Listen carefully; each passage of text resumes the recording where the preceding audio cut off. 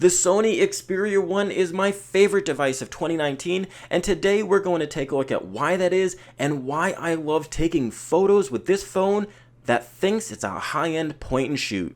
Let's jump into it.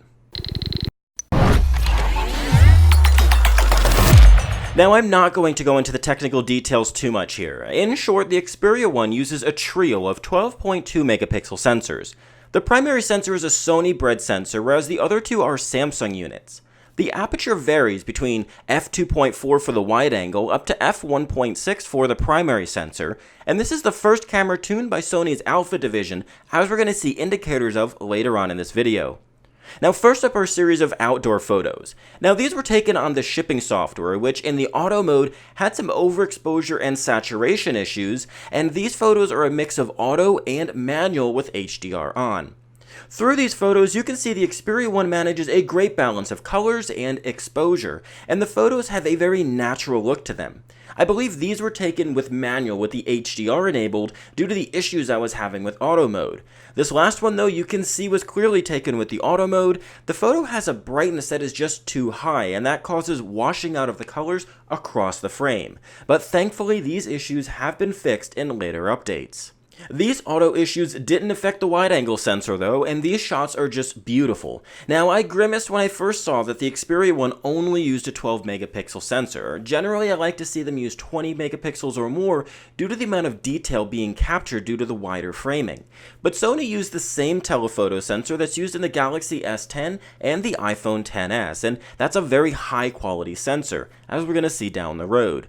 Now, this photo here has a setting for image distortion that's set to preserve image quality, and you can see that the horizon curves, but when you have it set to correct for distortion, that horizon is level, which is really great. Now, this next photo is also on the old patch, and you can see some sharpness issues that are going on with the tree in the foreground on the bottom of the frame. Now, thankfully, all of these issues have been corrected, and on this final image, you can really see the saturation is way too high, and the reds are also escalated. So in these next two pairings of photos, we'll show how the camera sets properly the wide, the primary, and the telephoto sensors, and they vary only in exposure. Colors, balancing, and detail preservation are nearly identical across the board, which is outstanding, and unfortunately it's something you don't quite see in the marketplace. A lot of OEMs are cheaping out on their telephoto or wide-angle sensors, and the quality of the photos really shows when you switch between them. But Sony didn't do that here, and it really shows. This shot shows what happens when the Xperia 1 doesn't properly set the HDR or the backlight setting when it fires. Now, this is caused by the inconsistency that the camera has. It doesn't happen too terribly often, but it does happen, and it's really noticeable when it does. The photo isn't bad, but we've seen much better from the Xperia 1. Now, these first few flower shots are from the previous patch, and you can really see how the saturations are really punched up way too high. They're right in lines with what you might expect from a Samsung or even the iPhone XS, but I expected a little bit more from the Sony. Something you can really see on these photos that are taken with the new patch, though, is how natural the Xperia 1 is. Unlike so many other devices that crank up the saturation, the contrast, and the shadows, the Xperia 1 acts more like a high-end point-and-shoot camera like the Sony RX10 or RX100 series cameras than a smartphone, and that's likely the alpha tuning that Sony has been speaking about. The Xperia 1 is perfectly fine letting background details get overexposed if it means you get a better foreground shot. Even though image stacking is occurring in these photos, it isn't noticeable, and detail levels far exceed what the competition is offering as a result. Now, moving indoors and low light, the same situation applies. The Xperia 1 thinks and acts like a point-and-shoot camera and not a smartphone. That's clear in the shot settings that you can see on the right side of the frame. The ISO settings rarely hit 600 or above, and instead the phone drops the shutter speeds, and in some cases down to the double digits.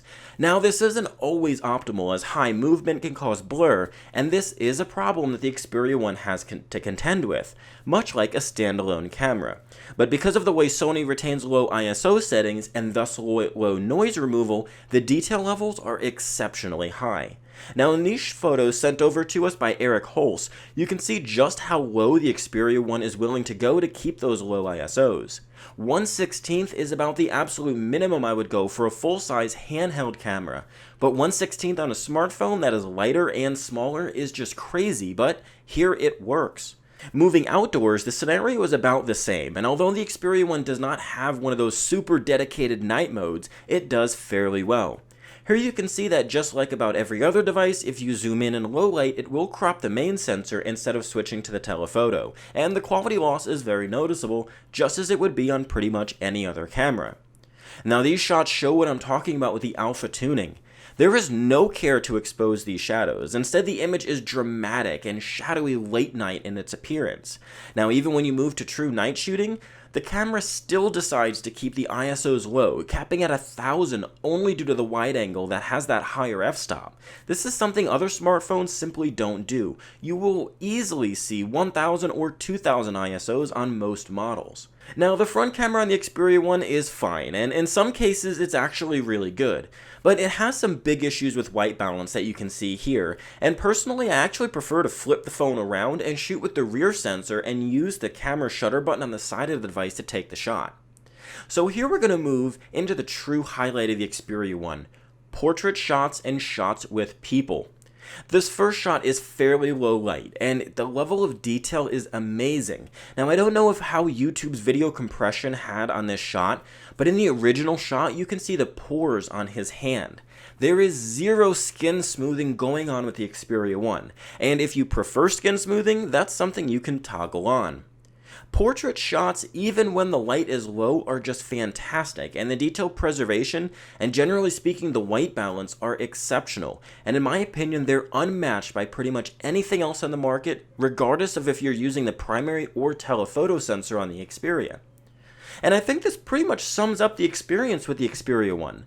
It's not the best camera on the market at all, but the alpha tuning on the Xperia One is far more apparent than you might initially suspect. Due to it favoring a low ISO, you can get blurring with moving objects in low light and when shooting people, but that's somewhat overcome by an intelligent shutter that instead of taking one photo, might take 2 or 3 to overcome blinking, and the eye autofocus is next to perfect, keeps things pin sharp and works in almost all lighting scenarios. There is also next to no image smoothing, no high use of HDR and image stacking, and you just get unfooled around with photos.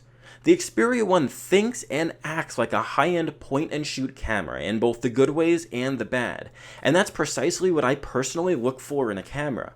But that doesn't mean this is the camera for everyone, and Sony has a long way to go improving the app experience, from severe lag when opening it to quick overheating in hot ambient conditions and slow sensor switching. But when I look at the end result, which is really what matters of the images I capture with the Xperia One, more often than not, I'm happy that I decided that this was the camera in my pocket, even if it isn't quite as capable as some of the other devices on the market, like the P30 Pro. If you've enjoyed this video, be sure to get subscribed and turn on notifications to know when every one of our videos goes live. Follow us at XDALegacy.com, XDATV on YouTube, and XDA Developers on Facebook. And subscribe to my personal channel at youtube.com/DanielMarchena. It's linked below. I'm Daniel Marchena, and I'll see you in the next one.